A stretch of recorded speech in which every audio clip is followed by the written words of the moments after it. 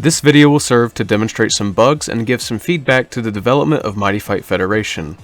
To begin, I'd like to discuss the online functionality. Controlling your character in Mighty Fight Federation feels very smooth because of the rollback netcode, but there are some pretty glaring problems at the moment with how the rollback netcode functions. The rollback can affect the game in such a way that the game functions completely differently online than it does locally. My first example is how combo breakers seem to trade with hits or just sometimes lose entirely to certain attacks. There are plenty of times in casuals and in the tournament where someone would attempt to break a combo only to lose their entire bar of meter and continue taking damage, not even granted a visual effect that they breakered in some situations. Some moves also cease to function consistently, such as Remy's Shadow disappearing on hit, which doesn't allow him to follow it with his dash, leaving him only with the ability to create another clone. Moves that trigger on hit lose some of their value on the current rollback because they can activate on a rolled back hit, leaving you a sitting duck while you play out your move with no target.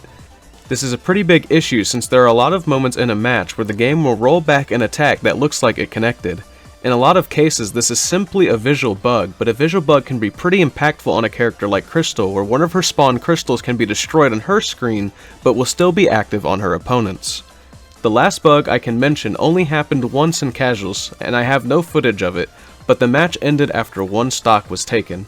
I'm not sure if this is an online bug exclusively, but in the one case that it happened, it was an online match. I say this while being completely ignorant of how the rollback in Mighty Fight was made, but a friend of mine who is into game design told me the key to creating solid rollback is a combination of rollback and delay based netcode, the same way the Project Slippy mod of Melee works. Perhaps a frame delay option or some automatic delay based on connection could help with connection stability. Again, this suggestion is entirely based off of ignorance, so I apologize if this wasn't helpful. Moving on to combo breakers, I personally believe there's a lot of room for improvement over how the current combo breaker system works. Starting with how a combo breaker is performed, I don't believe it should share the same input as the universal movement option. There are a lot of situations I've seen where a player was trying to dash only to either get hit by a projectile or accidentally stepped off a platform and did an air breaker. This could be avoided by making the breaker input a shift command. This would eliminate a lot of accidental breakers while keeping both dash and hype cancels as a regular B press. On the topic of hype cancels, I don't believe they should share the same meter as combo breakers.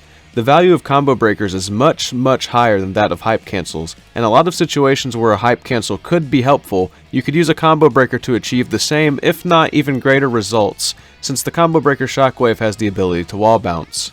Hype cancels being given a separate bar of meter that fills faster than the breaker meter could incentivize players to use them more often since they won't be giving up a breaker to do so. Hype factor is possibly a bit overtuned. For simply saving your meter until you have another bar, you're getting a lot of damage, HP regen, movement speed, and you still get to keep a bar for an additional breaker if it hasn't drained yet.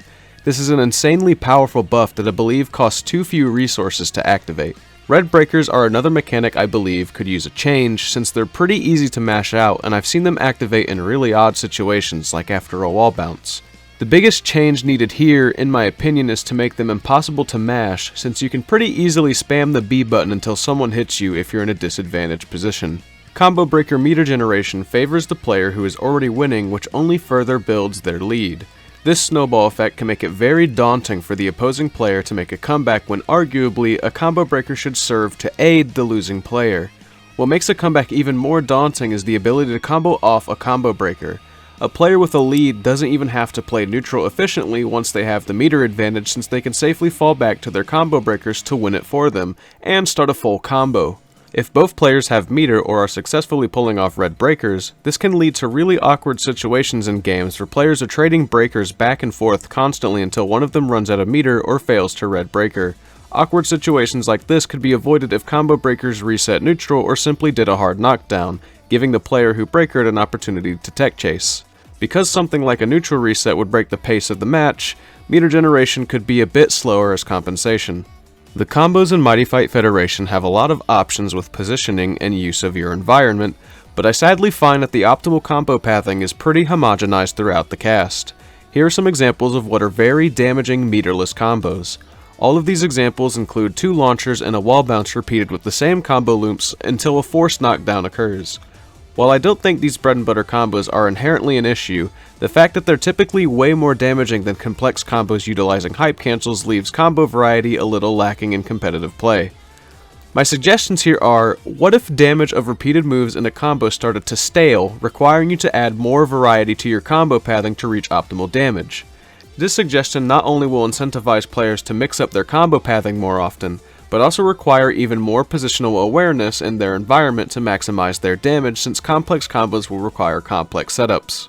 My next suggestion for combo pathing is to reward more meter generation for more creative combos. The tried and true bread and butter will only earn you a moderate amount of meter, but a combo utilizing hype cancels and some heavy hitting moves would reward you generously for a creative combo. This suggestion would probably work better if the aforementioned separation of hype cancels and breakers was used, as players who use creative combos would be quickly rewarded with resources for hype cancels, allowing even more complex and stylish combos. Moving on to the auto-targeting, some characters are currently lacking the projectile auto-targeting angles like Crystal. As some suggestions for the auto-targeting, the projectile targeting length could be decreased. This would allow more freedom when sniping and cutting off your opponent's paths, and would only auto-target when they're in close combat, where the aim assist could come in handy. Also, some moves like Heckbane's Shoulder Dash could benefit greatly from a thinner auto-targeting angle, as it would be a great move to cut off the opponent's escape options when you have them in corners. There are a couple issues with maps, such as no spawn invulnerability, which has already been discussed in the Discord, and the camera on some maps when players are close to the foreground. If possible, the foreground walls being removed, or having transparency to allow the camera to have more freedom in situations like these, would be extremely helpful with visuals. Now just some other stuff I couldn't really fit into the other categories to finish up here. Remy's clone not absorbing a projectile really weakens his ranged defensive game, while Crystal's crystal absorbing most projectiles in the game, while being able to spawn 3 makes her defensive game really overbearing for a lot of the cast. I think both of these moves should be destroyed by a single projectile, which would help Remy block projectiles and make Crystal's defense less frustrating to play against.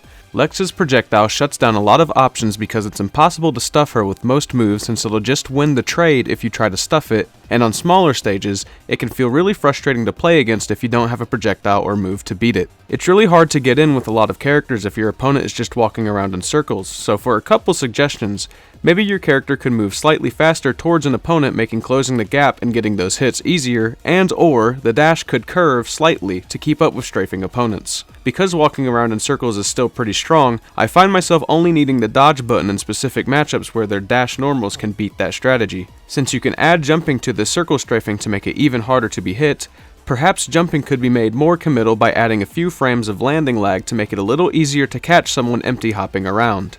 A button on the stage and music select to get a random option would be great. Not sure if this one is an oversight, but Killbot's hurtbox is way thinner than most other characters.